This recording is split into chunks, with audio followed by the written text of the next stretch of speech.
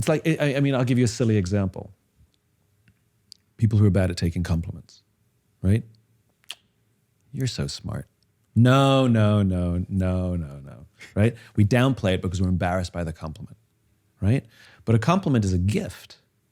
Somebody's paying you a gift. Now, if somebody handed you a present, you wouldn't push it back because it would be rude, right? You would accept it. And whether you like it or not, or whether it makes you comfortable or not, you accept it with gratitude. And then you go evaluate it later. Oh, that's an ugly sweater, you know?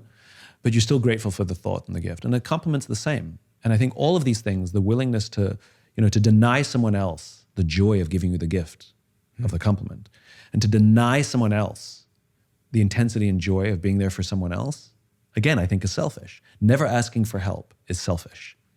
Asking for help is a great act of service because you allow someone else to have the joy of sacrifice. And it goes backwards and forwards. It's not one-sided.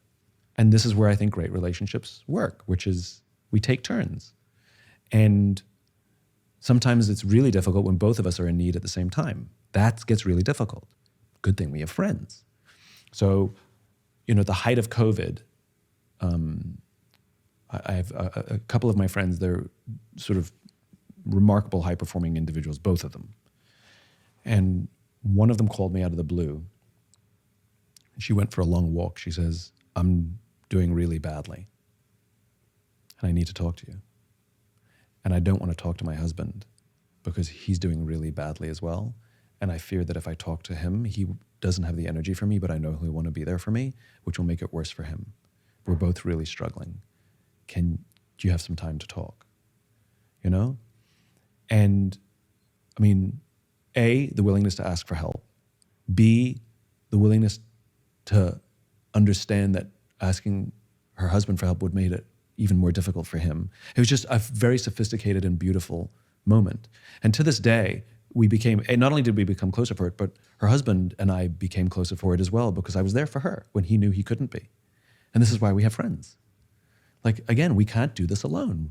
Not only are we social animals, we're tribal animals. It's more than a friend. It takes a community. And I think one of the, we're always talking about what we're eating, and we're talking about what we're, what supplement we're taking, or we're always talking about those kinds of things, or what book we're reading.